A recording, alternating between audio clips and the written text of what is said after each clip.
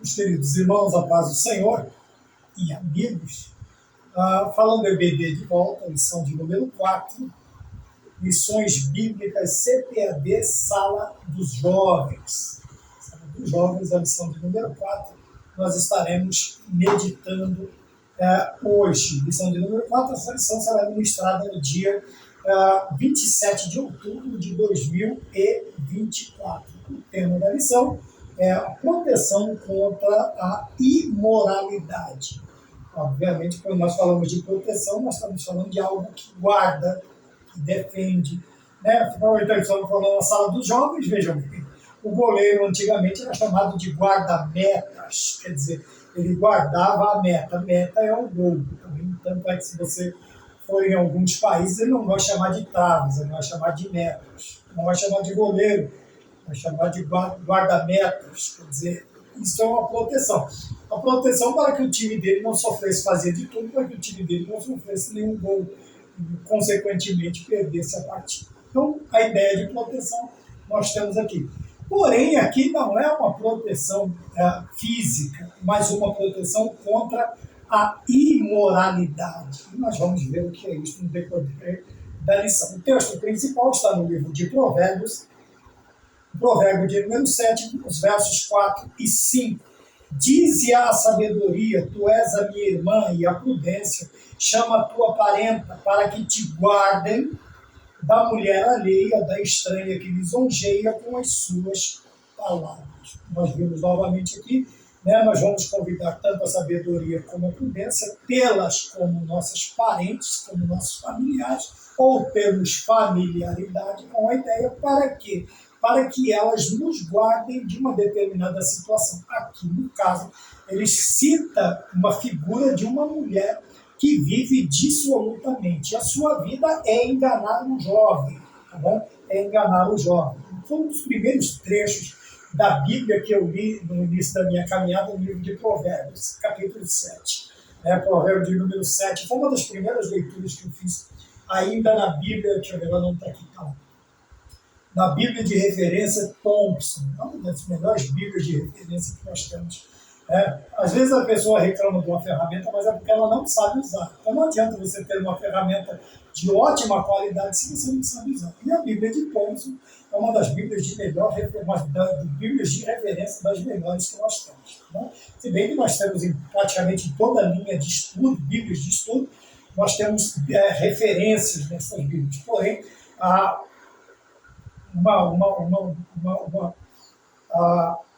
quantidade maior de referências. Mas é melhor que você tenha também um livro, uma só de referências. Eu tenho aqui um de 1975, ele é dessa espessura, é muito.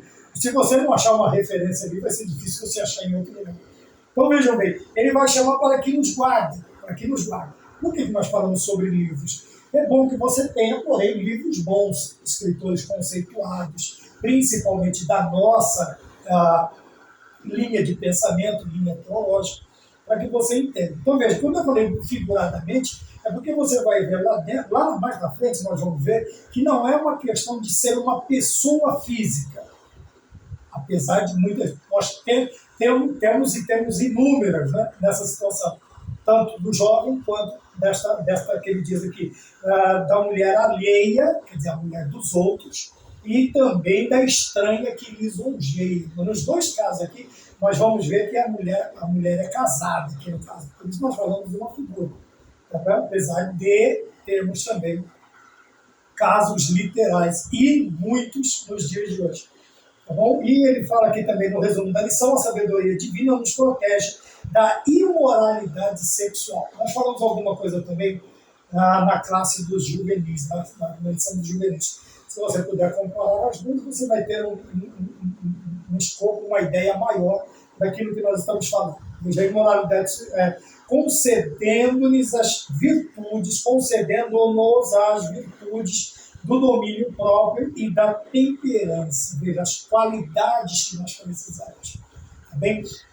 Coisas que fazem parte, vai fazer parte do nosso caráter. Veja que a sabedoria, ela nos protege da imoralidade. A imoralidade é o inverso da moralidade, da moral, tá bom? Daquilo que regra daquilo que limita, daquilo que nos ensina a nos comportarmos, a não nos comportarmos também fora da margem, ou à margem daquilo que a sociedade, infelizmente, está perdendo também o costume, mas até bem pouco tempo atrás era um padrão da sociedade. Nós víamos muito isso. E veja que ele fala assim que a sabedoria nos dá virtudes, quer dizer, nos dá qualidade. Para quê? As virtudes primeira virtude, domínio próprio, quer dizer, saber se controlar, é não ceder à tentação, é não ceder às concupiscências da carne, ou qualquer tipo de concupiscência. E da temperança, né? Domínio próprio e temperança, quer dizer, você vai aprender a lidar com estas situações que estão dentro da vontade. E a nossa vontade ela deve estar presa, atrelada à vontade do Espírito Santo de Deus, à vontade de Deus. Quando a nossa vida estiver controlada, como diz o hino, quando todo o teu ser ele controlar, só então has de ver que Jesus, que o Senhor tem poder. Então nós precisamos sempre olhar para isso e voltarmos, principalmente, né, algumas faixas etárias, a prezar pela harpa cristã. Tá bom? Eu gostaria de ter falado isso em todas as aulas, mas aproveitei, eu lembrei agora, vou falar para os jovens. Tá bem? Então, veja bem, a sabedoria nos dá essas virtudes, domínio próprio e temperança.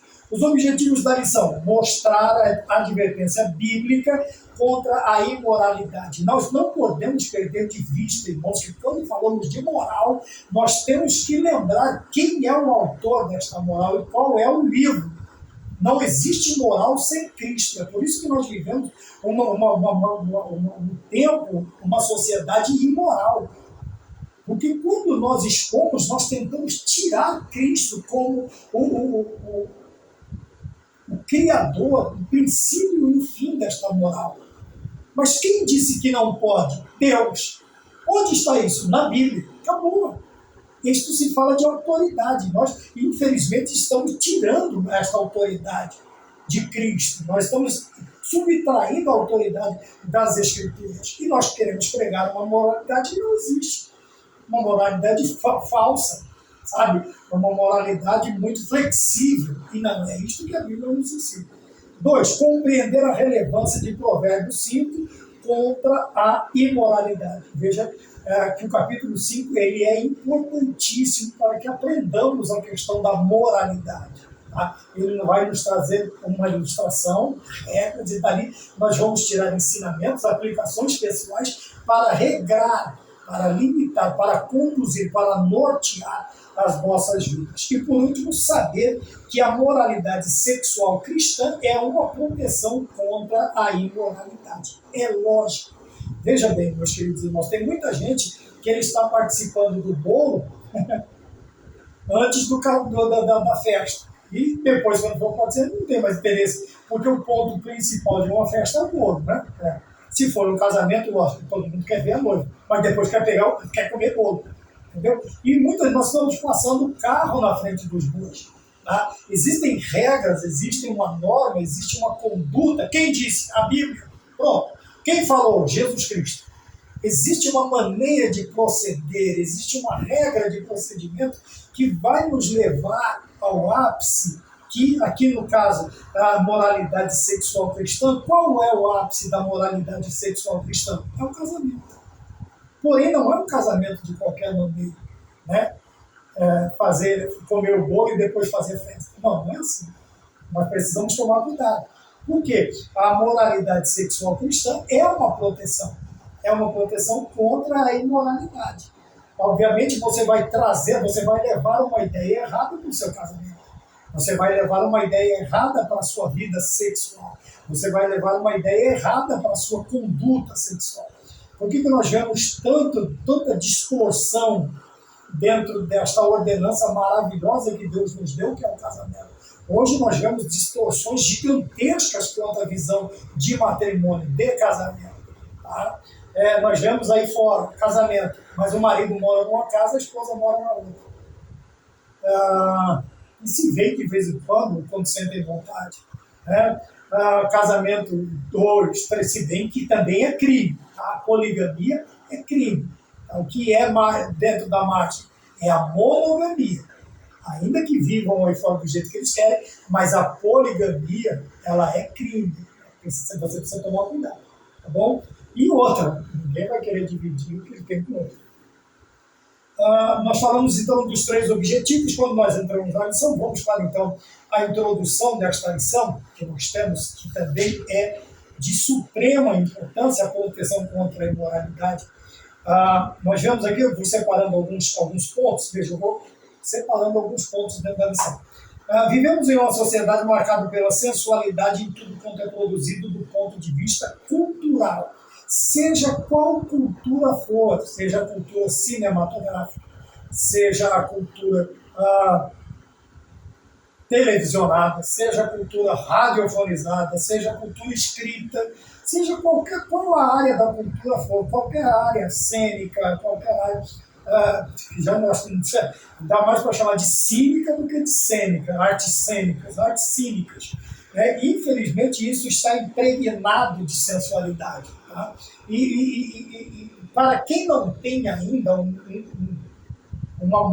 comportamento moral, ético formado, no caso de uma criança, de um adolescente ainda em formação, obviamente ele vai extrair essas ideias erradas se os seus genitores não observarem aquilo que seus filhos estão tendo diante dos seus olhos. Nós precisamos tomar cuidado.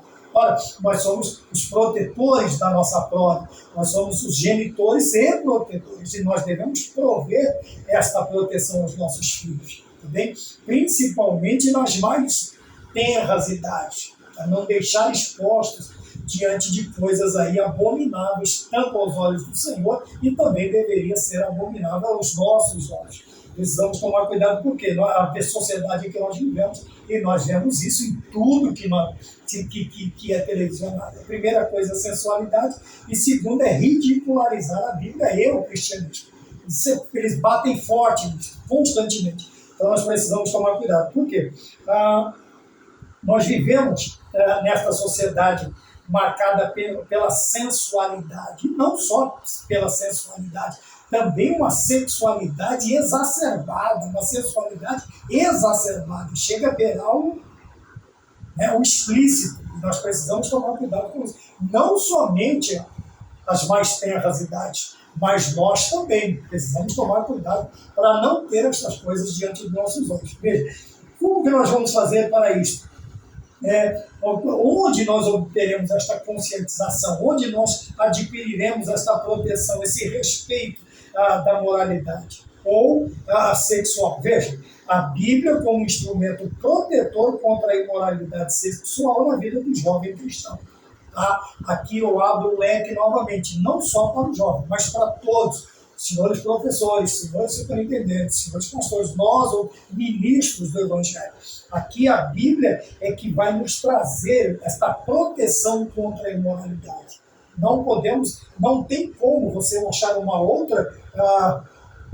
outro tipo de escritura, a não ser as sagradas escrituras, tanto o Antigo quanto o Novo Testamento, que te proteja contra este tipo de imoralidade, de ataque dessa sensualidade, dessa sexualidade exagerada que nós vemos nos dias de hoje, principalmente nos dias de hoje. Acho que nós estamos pior do que Sodoma e Gomorra, muito pior do que Sodoma e Gomorra. Ponto de número 1, advertência contra a imoralidade.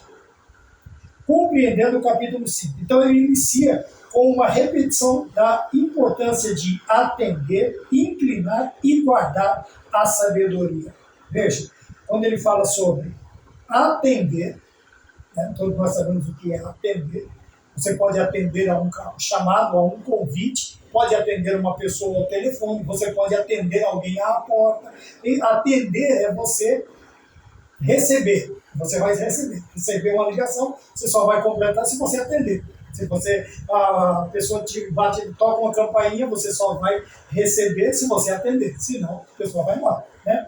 Então nós vemos aqui a ideia de atender, de inclinar. Quer dizer, a inclinar aqui já é mais uma concepção de você se sujeitar.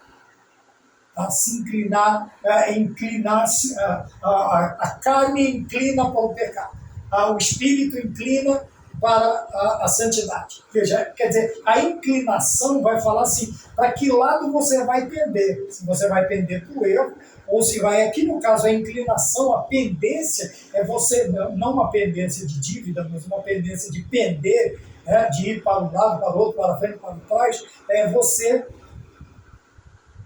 qual a ideia que você vai conceber disto que você está lendo, tá bom? Então aqui inclinar e guardar, a questão de guardar aqui não é pôr no canto qualquer, esquecer de esse guardar aqui, que toda vez que você precisar, você sabe onde tem. Você precisou ali de 30 gotinhas de sabedoria, você, opa, 60, opa, vamos ali. Então você sabe onde está guardado.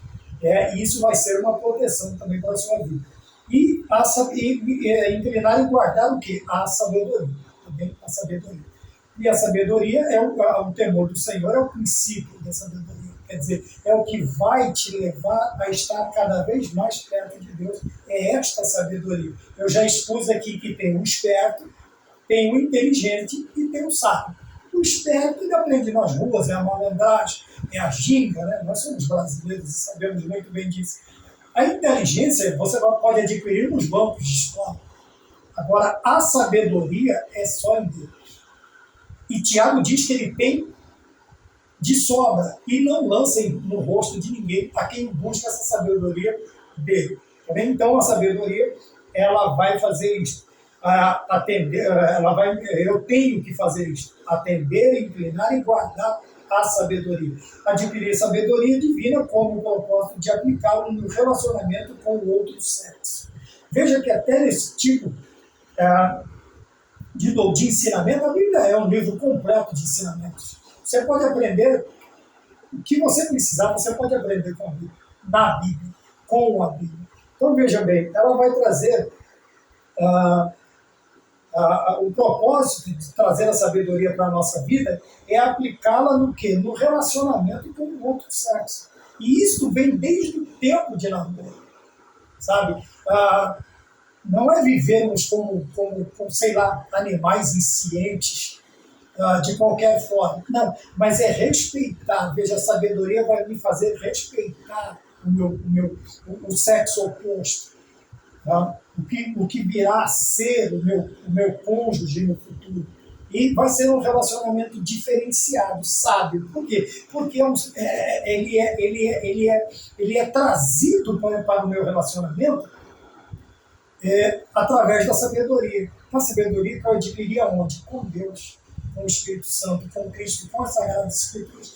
Tudo isso vai fazer parte da minha vida. E, obviamente, a minha relação, o meu relacionamento, a minha convivência será muito melhor do que de muitos que abandonaram a sabedoria e vivem aí de qualquer maneira. E, infelizmente, eu não estou falando lá de fora, estou falando até do nosso meio. Quantos já abandonaram a sabedoria e querem viver relacionamentos, ter relações, como se fosse um mundano, como se fosse um gentil, como se fosse, sei lá, sem eira nem beira, sem levar em consideração o que as Sagradas Escrituras nos ensinam. Então nós precisamos tomar cuidado, adquirir a sabedoria para quê? Para aplicar no nosso relacionamento com o sexo oposto. E isso vem desde o princípio. Veja, não está só relacionado à conjunção carnal. Não. Isso em toda a sabedoria vai me ensinar a reger todo o meu relacionamento. Não somente a conjunção carnal, de maneira alguma. Mesmo porque um casamento não é feito só disso. Isso é uma consequência de um casal que se respeita e se ama. Tá bom? Então, daí vem essa questão da conjunção carnal. Então, nós precisamos nos preocuparmos com isso, tomar cuidado com isso. Tá bem? Então, nós falamos aqui, compreendendo o capítulo 5, ele vai me trazer algumas palavras, algumas repetições, algumas palavras repetidas várias vezes, porque a importância do quê? De atender, inclinar e guardar a sabedoria, porque fazendo tudo isso, adquirindo tudo isso, eu vou transportá-lo para o meu relacionamento com o sexo oposto. Quer dizer, eu vou ter uma convivência com o cônjuge, com o namorado, com o noivo. Estou aqui, obviamente, usando um termo genérico, noivo, noiva, namorado, namorada, esposa, marido. Então, o nosso relacionamento será um pouco mais fácil, porque nós conduziremos ele dentro dessa sabedoria que vem de Deus. Tá? Como eu já disse, eu vou repetir, isso não é somente na questão sexual, mas em todas elas. Tá bem? Em todas elas. Ponto 2. A mulher estranha. Vamos lá. É inevitável encontrar-se com a mulher imoral no caminho da vida, mas não é inevitável cair em sua sedução. Um pensamento muito inteligente. Tá? Eu tenho exposto aqui, às vezes, que é que nem um pensamento. Né? Eu não me lembro se foi Calvino que disse isso, não lembro. Ele diz assim, eu não posso impedir que os pássaros sobrevoem sobre minha cabeça, porém eu posso impedir que eles façam ninhos na minha cabeça. Quer dizer, os pensamentos, eles vão vir, eu só não posso deixar que eles criem raízes na minha mente. Obviamente que depois ele vai para o coração, vai conceber o pecado, e o pecado concebido gera morte. Aqui a questão, ele diz assim, é impossível nós não nos encontrarmos, tanto homens quanto mulheres. Tá? Aqui não é só a questão. Por isso que eu disse que é uma linguagem figurada. Ele vai usar bastante o termo mulher. Mulher. Mas veja, isso aqui não é privilégio só do sexo feminino. Existem muitos do sexo masculino que também estão isso aqui. Tá? Vivendo de sedução, de seduzir, de enganar, de ludibriar, tá? de fazer com que a pessoa pense de forma diferente. Então nós precisamos tomar cuidado. Ele diz aqui que é inevitável eu, no decorrer da minha vida, não me encontrar com o sedutor, com a sedutora. Mas também não é inevitável, ou não é inevitável eu cair na sedução. Porque isso eu posso evitar. Veja, é o mesmo pensamento. Os passarinhos vão voar sobre a minha cabeça? Não posso impedir. Porque tem uns que estão a quilômetros de distância de mim, acima de mim. Mas eu posso impedir que eles façam ninhos. Veja, é impossível não me encontrar com a sedução. Não ser seduzido. Porém, é possível eu não cair na sedução. É impossível que eu não seja tentado. Mas é possível não cair na tentação. Então, veja, não há desculpas. Não há desculpas para nós. Se nós tivermos uma vida baseada na sabedoria, não haverá desculpa para dizer a carne é fraca. Ora, a carne é fraca e pecado não é vitamina para a carne. Não. Veja, nós precisamos entender isso aqui. Quando Jesus Cristo disse que a carne estava fraca, é porque ele passou 40 dias e 40 noites de jejum. Tá? Mas o espírito estava extremamente forte, tanto é que ele faz o inimigo bater em retirada com três respostas. E os anjos vêm servir. Então, veja, nós teremos batalhas duríssimas neste campo. Porém, se nós tão somente resistirmos e não cairmos na sedução, na tentação, veja, os anjos vieram servir Cristo. Na sua necessidade, ele estava com fome e com sede. É óbvio. Agora veja bem, nas nossas necessidades o Senhor vai suprir também. Vai suprir e vai criar meios na nossa vida que nós suportemos determinadas provas. Veja que agora eu falei de prova, não de tentação. Existem coisas que são provas da minha vida. Mas em todas elas, Deus me dará o escape. Eu tenho que aprender a confiar em Deus. Então a mulher estranha aqui, ele disse que é inevitável não encontrá-la no decorrer de uma vida que eu tenho na terra. Porém, também não é inevitável cair na sua sedução. Torna-se uma parábola, como eu disse, alusiva à vida de imoralidade. Veja, esta mulher não está falando da mulher, do ser humano feminino. Não, está falando de quê? De uma vida de imoralidade que o jovem não deve e nem precisa pregar. Não deve e nem precisa. Bem? E a imoralidade aqui não é tão somente a imoralidade sexual, existem muitas imoralidades.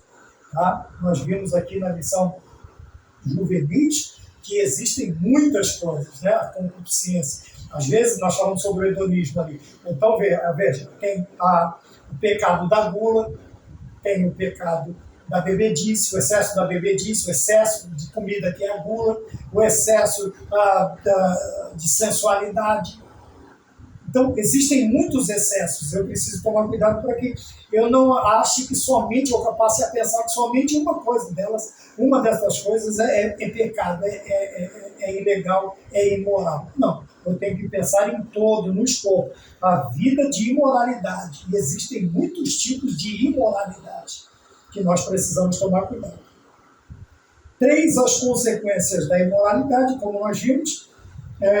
Veja, afasta do teu caminho, ora. Então, quais são? Por isso, seguir o caminho da mulher imoral é percorrer o caminho primeiro. Qual a consequência? Caminho de perdição. Segundo, caminho da insensatez e do desequilíbrio moral. O que é o sensato? Sensato é a pessoa equilibrada, centrada. O que é o insensato? É o desequilibrado. Então, você vai ver que todas as vezes que a Bíblia vai falar sobre, quando ela usa a figura do embriagado, da embriaguez, do bêbado, ele está falando da pessoa insensata, da pessoa que não tem equilíbrio, não tem centro. É a pessoa que ele chama de insensatez. Então, a insensatez, a figura deste tipo de imoralidade, que é um tipo de imoralidade, é que tira o cérebro, o centro, a consciência da pessoa. Então, veja, nós temos aqui, olha, o caminho da perdição, o caminho da insensatez e o desequilíbrio moral. Desequilíbrio moral quer dizer que nós não teremos um padrão de moral. Quer dizer, tudo para nós, como eu citei aqui a música, você faz o que você quiser porque é tudo da lei, como dizia uma música antiga, né, de Raul Seixas, se eu não me engano, com composição com Paulo Coelho. Ele vai dizer a sociedade alternativa que nós vivemos hoje mais grosseiramente, vamos dizer assim, mais exposto, mais destacado, é uma sociedade que diz para você, faz o que você quiser porque está na lei. Só que veja bem, onde não existe pecado, também não existe perdão. Então, meu amigo, tudo é da lei, até coisa ruim. Até coisa ruim é permitido fazer, até atentar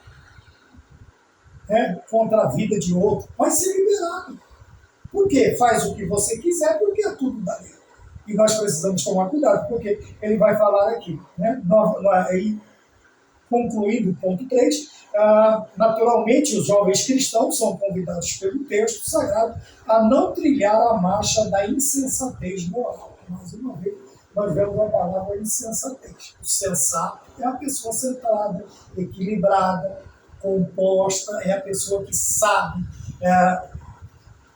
separar as coisas, entender as coisas e saber chegar a uma conclusão se aquilo lhe é benéfico ou não. Se lhe trará algum benefício ou algum tipo de perda, de destruição da vida ou de qualquer área que ele possa estar sendo atacado. Ponto 2. A relevância de Provérbios 5 contra a imoralidade, quer dizer, a importância deste ensinamento. Primeiro, uma sociedade sexualizada. Quer dizer, nós já falamos neste ponto, nós vivemos numa sociedade que tudo gera, tudo leva a isso. Tudo leva a isso. Por quê? Porque é um dos ataques do inimigo que mais chama a atenção. Isso em ambos os sexos. Não precisa ser só o homem ou só o masculino e só o feminino. Não, isso chama a atenção de ambos. Tanto é que na sala do juvenis nós falamos no hedonismo sobre isso. Nós vivemos uma sociedade totalmente sexualizada.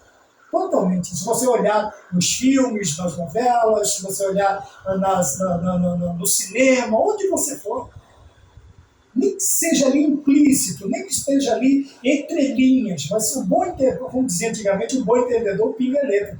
Você vai notar que eles estão trazendo uma ideia, uma ideologia, estão jogando uma filosofia de vida deles dentro dessas ideias. Né? Quem nunca assistiu aquele seriado japonês?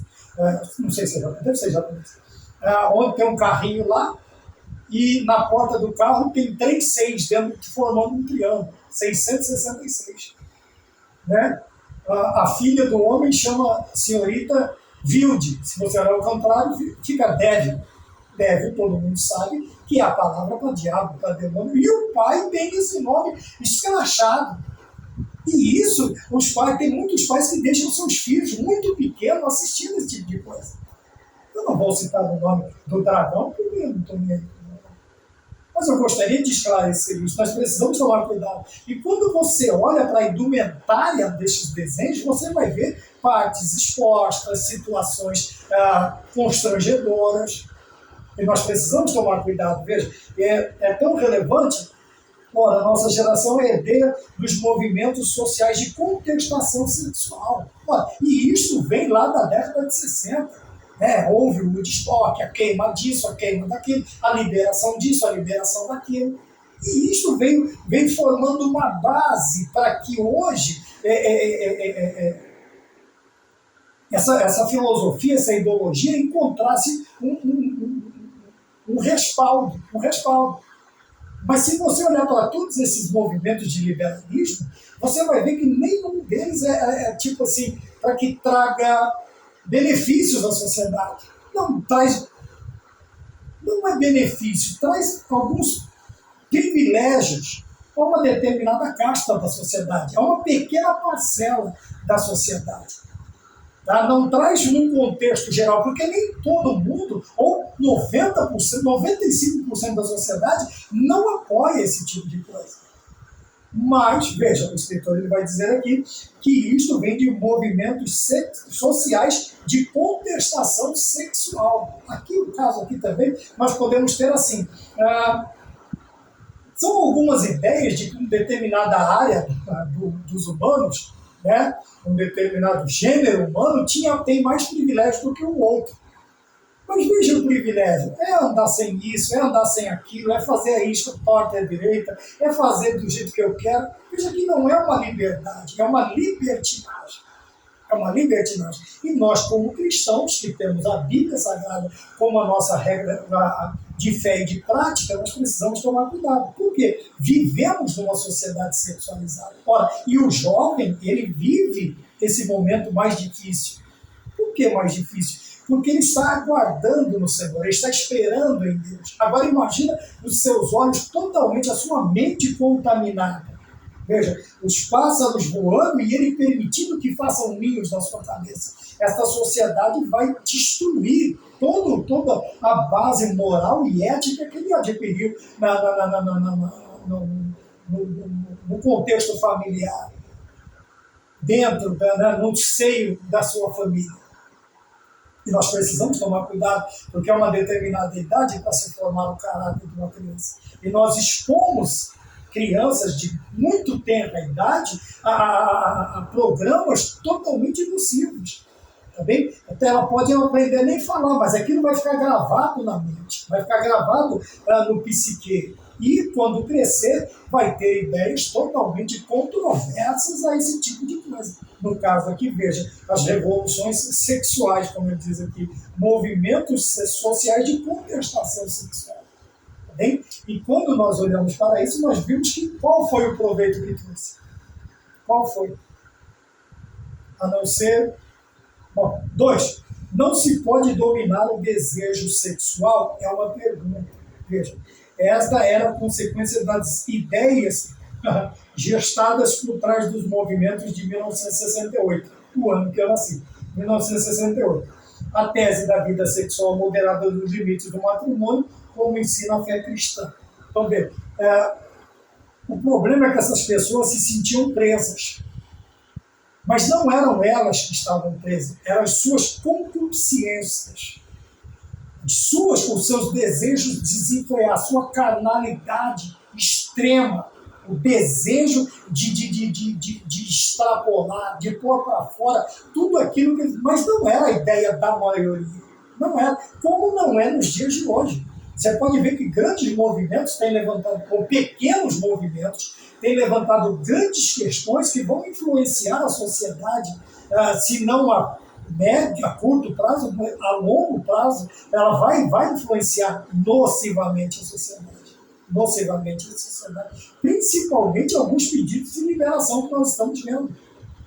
E com Como é que nós combatemos isso, nós cristãos? Nós vamos para o joelho, nós vamos orar, pedir para Deus, se explodir isso, que o Senhor nos guarde, que o Senhor nos preserve, que nós tenhamos mais comunhão com a Bíblia. Então, veja, não se pode dominar o desejo sexual. Qual é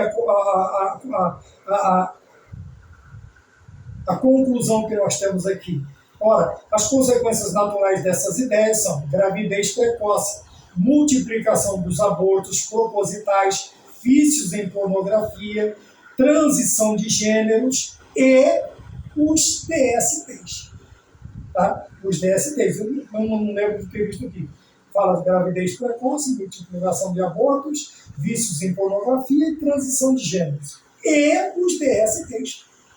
Né? É por isso que há tanta campanha para pré-adolescentes tomarem determinadas vacinas. Não estou falando que a vacina está errada. A ideia é errada. Essa doença, essa aqui previne essa criança de DSTs. Criança. Ora, os fins não justificam os meios. Os fins não têm lógica. Então nós precisamos abrir os olhos dos nossos alunos. Precisamos tomar cuidado, senhores professores, senhores superintendentes, nós precisamos lembrá-los que o desejo sexual, a concupiscência desenfreada da carne, traz essas consequências. Né? Crianças cada vez mais jovens engravidando, e o que leva a quê? Leva ao quê? O desespero vai levar à aborto. E nem sempre é num lugar salutar. Não vamos deixar de lado, ninguém está falando, ninguém está apoiando, mas vamos deixar de lado essa questão. Veja os lugares que essas meninas estão procurando para se livrarem desse empecilho, deste problema. Não são poucos os lugares em que ela entra e não sai, nenhum dos dois, nem a criança e nem a mãe. Ficam os dois ali. São lugares insalubres, sabe? São lugares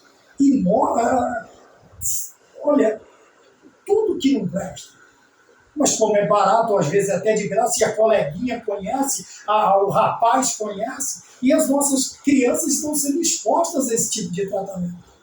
Então libera no hospital. Opa, devagar com a dor do santo de mar.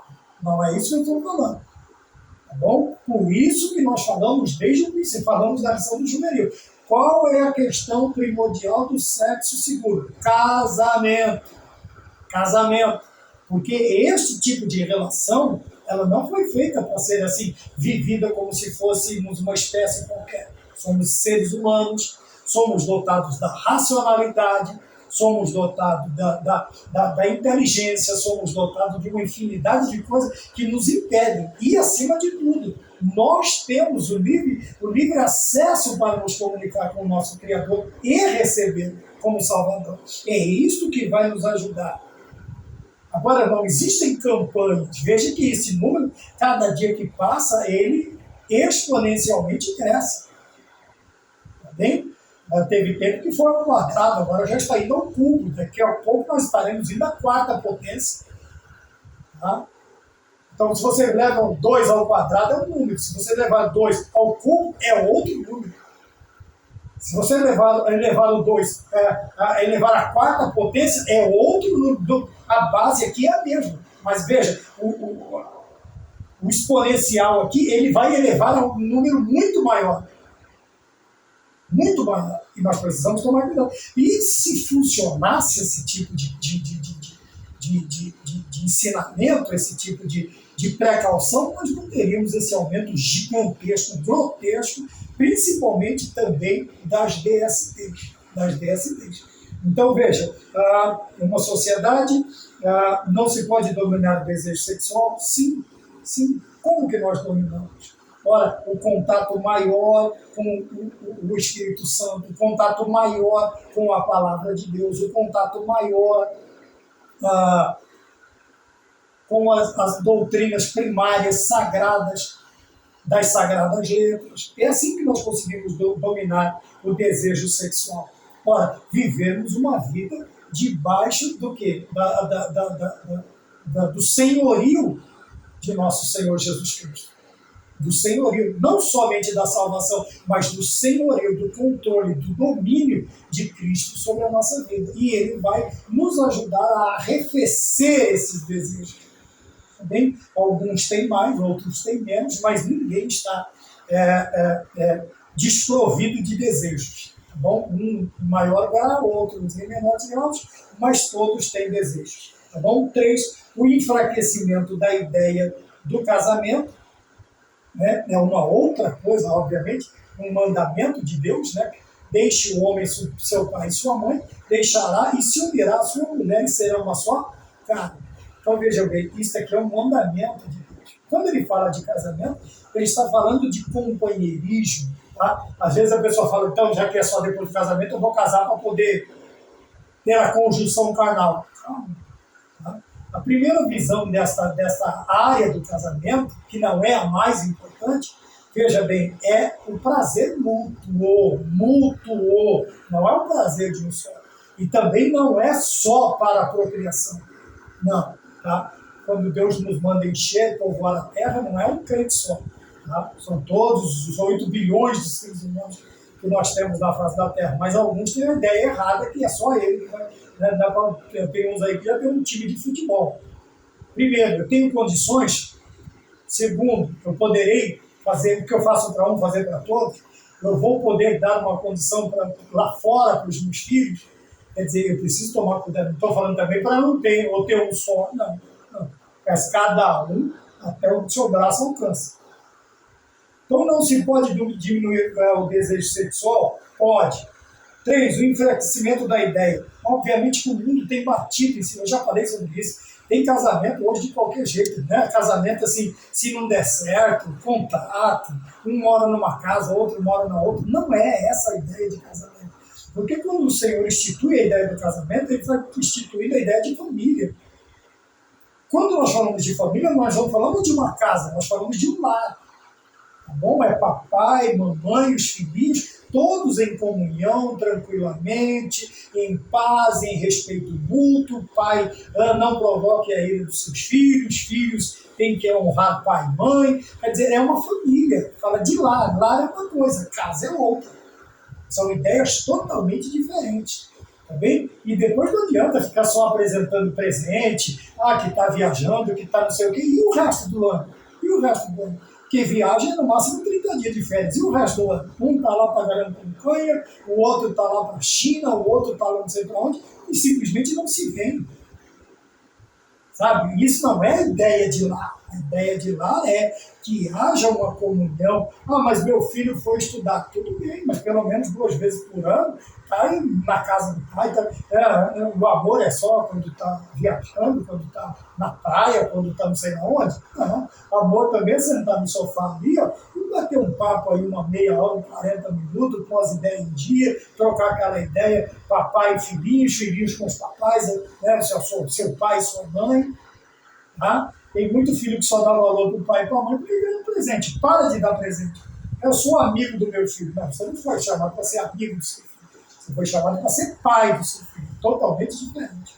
Tá bom? Porque quem constrói um relacionamento em cima de presentes, de arreglos, de suborno sentimental, quando parar de dá-los, perderá o amigo também. Tá bem? Então vejam bem. Nós falamos aqui sobre o enfraquecimento da ideia de casamento. E o casamento não é só o homem e a mulher. Quando o homem e a mulher casam, eles casam também com suas ideias. O marido casa com as ideias da esposa, a esposa casa com a ideia do marido. Então, peraí, irmão Maurício, veja bem, eu gosto de cinza. O meu marido gosta de azul. Como que a gente faz? Separa, briga, discute, até um ganhar, o outro ganhar? Eu acho que se o esposo for um cara consciente, não vai deixar a esposa fazer escolher dela. Então, um gosta de azul, o outro está dando briga. Vamos fazer o seguinte, todo mundo gosta de branco. Ou do branco. Então, vamos pintar de branco. Ou vamos comprar branco. Ou vamos fazer isso, aquilo, outro. Veja, casamento não é só casamento corpo, físico. É casamento de ideias também. bom de planejamentos para atingirmos o futuro, tanto a minha quanto a sua, de certo que no meio do caminho, às vezes tem marido que abre mão dos seus sonhos para que a esposa vá, a maioria das vezes a esposa abre mão dos seus sonhos para que o marido, contanto que quando ele chegue lá onde ele quer, não esqueça que teve alguém apoiando ele, tá? E não vai comemorar com outro. Essa é a ideia do casamento, é desposar também ideias. Por isso nós precisamos apresentar para os nossos jovens esta ideia, que casamento não é só uma união de corpos, não, é uma união de projetos, é uma união de ideias, é uma união de tudo aquilo que vai fazer parte da nossa vida. São duas pessoas totalmente diferentes que têm soluções, que agora vão passar a viver debaixo do mesmo teto. E é nesse sentido aqui que não pode haver privilégios mais para um do que para outro. Mais para uns do que para outro. De vez em quando, ou de quando em vez, um vai abrir a mão de um sonho para que o outro tenha os seus objetivos também conquistados. Mas veja, não é uma disputa, é um casamento. Quando nós falamos de casamento, nós estamos falando de casamento de tudo. O casamento físico, o casamento de projetos, o casamento de ideias, de objetivos. Tá? E chegando sempre a um consenso. Tá azul e cinza. O que a gente faz? Vamos brigar? Não. Branco eu acho legal. Legal, eu também gosto. Então vamos fazer o branco. Então, pronto, chegamos a um consenso e vamos viver felizes para sempre. Tá bom? Então nós vemos aqui o enfraquecimento da ideia. Vem trazendo-se essa ideia de que casamento é possível, é uma prisão. Começou naquela década, ele citou 1968. Esse mesmo cantor que eu expus, que eu disse o nome dele aqui, ele fala assim, que eu não posso entender tanta gente aceitando a mentira de que os sonhos desfazem aquilo que o padre falou. Porque quando eu jurei meu amor, eu menti para mim mesmo. Hoje eu sei que ninguém é feliz neste mundo tendo amado uma vez. Veja a ideia de casamento. Lá na final da década de 60, começo da década de 70, já vinha esta ideia. Tá? De que você não tem o domínio sobre o corpo do outro. Mas casamento não é essa ideia de ter domínio sobre o corpo do outro. Você simplesmente, se você ama, casou por amor, você simplesmente vai fazer o quê? Vocês vão se satisfazer. Não só também na conjunção carnal. A satisfação tem que ser completa. Porque um casamento baseado somente numa conjunção carnal não pode dizer que é um casamento e nem que vai alcançar uma felicidade completa. Porque nos outros departamentos do casamento vai estar em falta, né, ou vai estar quebrado, ou uma ideia esdrúxula do que deve ser. Então nós precisamos tomar cuidado. Bem? 3, o enfraquecimento. 3, a moralidade sexual cristã como proteção à imoralidade. A delimitação sexual da moralidade cristã. Veja que agora ele fala de uma delimitação, de uma demarcação. Quer dizer, você vai pôr ali limites, você vai demarcar até aqui, até ali. Então, você vai num lugar que vai ser loteado. Um pedaço de terra vai ser loteado. Não sei se vai ser 10 metros de frente, 5 metros de frente, 20 metros de frente, por 18, por 20, por 40, aqui onde eu moro, aqui no interior. Então, os nossos lotes são 20 de frente e 40 de fundo. Tem alguns que são 20 de frente e 50 de fundo. Isso é uma demarcação. Apesar de ser grande, você não pode passar pela demarcação do outro. Então, nós temos algumas demarcações cristãs para uma vida sexual sadia. Veja, C.S. Lewis nos lembra de uma doutrina cristã constrangedora para quem não passou pela experiência da regeneração e se encontra imerso na cultura atual. A castidade como uma prática da virtude cristã. Alguns chamam de celibatário, de casto. Veja, o celibatário ele nunca vai sair dessa questão de estar sozinho ou de casar. Já a castidade, ela me mantém puro até o casamento, até a minha união. Quer dizer, eu não vou fazer coisas praticar atos que são preceitos só de quem é casado. Preceitos de quem? De Deus. E estão aonde? Na Bíblia. Pronto, demos autoridade a este preceito. Quem é a autoridade dela? Porque Cristo disse. Esta é a autoridade que nós precisamos nos preocupar. Então, para quem vive hoje e não teve a verdadeira regeneração da sua vida, ele vai entrar em choque, se sentir constrangido, envergonhado de dizer alguém dizer que é casto. Se você olhar nos filmes, está escrachado, né? O virgem. Olha, qual é o demérito, qual é a vergonha de você se manter casto, de você se manter puro, tanto homens quanto mulheres? Isso não é um dever somente das mulheres. Eu um dia ouvi, infelizmente, um pastor citar uma frase que me deixou não me deixou constrangido, me deixou irritado. Deu a entender que esta deve ser uma prioridade só das mulheres. Peraí, mas é só porque você tem filho homem?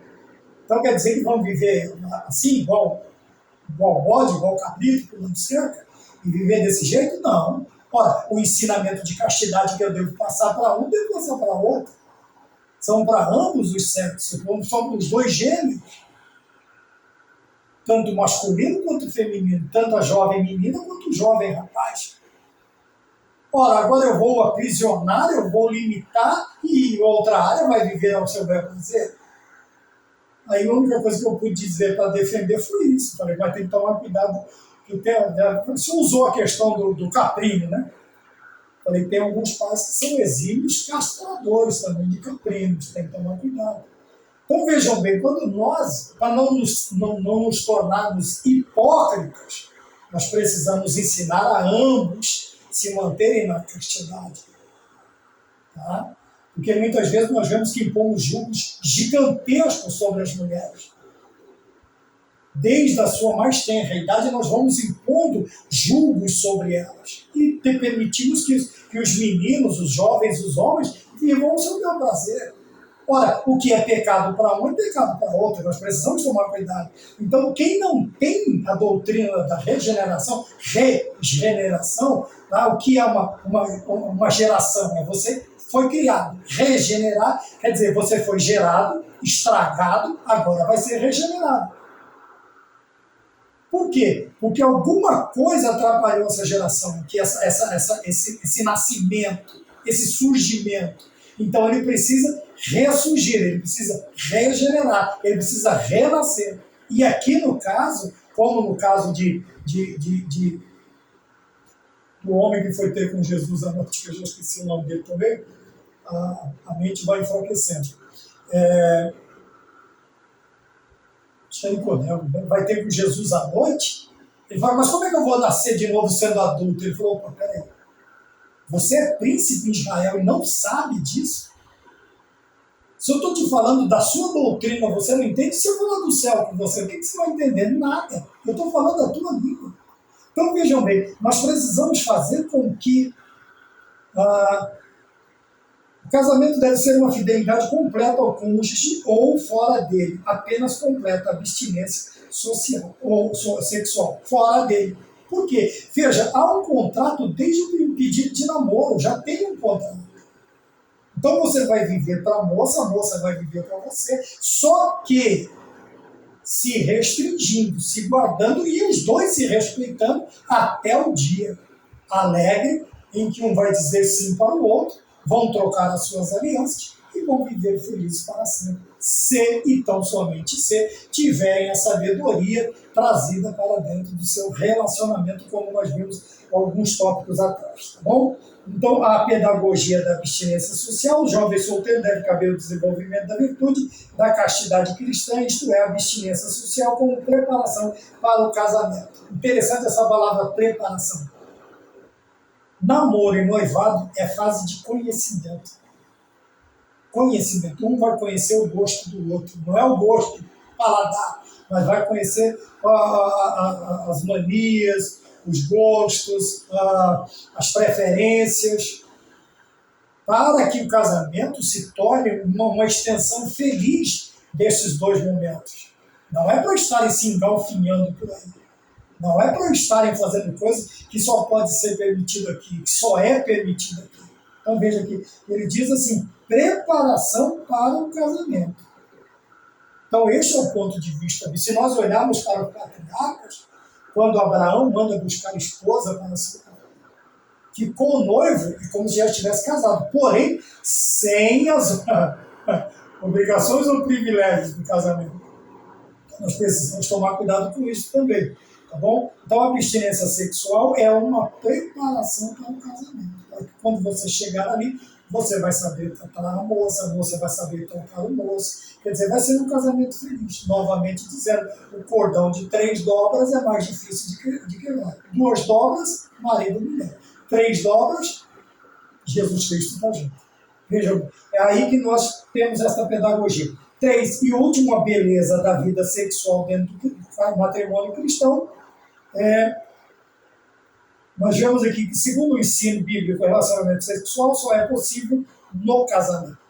1 Coríntios, capítulo 7, primeira carta aos Coríntios, capítulo 7, versículos 8 e 9.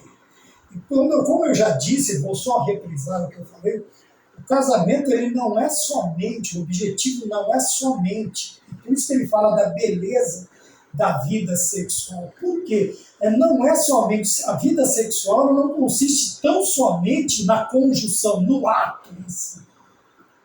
Mas veja, tem toda uma beleza. Você olha Salomão falando com a esposa, você vai olhar elogiando, você vai ver. Veja que tudo isso está dentro de um contexto, de um relacionamento íntimo. Prepara para o ato em si. Prepara para o ato em si. Eu não quero usar termos chulos ou termos que lá fora é usado. Mas veja, o casamento, a relação, a vida sexual, ela não é só a conjunção carnal. Tem várias maneiras da preparação para o ato em si. O marido que vai chegar em casa com, sei lá, uma caixa de bombom, um ramalhete de flores, eu não sei como é que chama, um maço de, vamos pôr ramalhete, eu lembro das músicas antigas, né? Ramalhete de flores e tal. Ou a esposa chega em casa, a esposa, muitas trabalham, né? Mas as que ficam em casa ali, não que não trabalhem, pelo amor de Deus, a mulher trabalha muito mais que o homem. Não é isso que eu estou falando. Tá? Ela trabalha lá fora, trabalha aqui dentro e dá conta do resto. Ainda tem que aguentar o marido. Tem marido que é uma benção. Veja, então a beleza da vida sexual de um casal dentro do matrimônio cristão não está só ligado, mas veja, tem todo um poema, tem toda uma preparação, sabe, para o ato em si. E às vezes, permitam-me dizer isto, no alto dos meus quase 60, 68, então falta só 4 anos para chegar nos 60.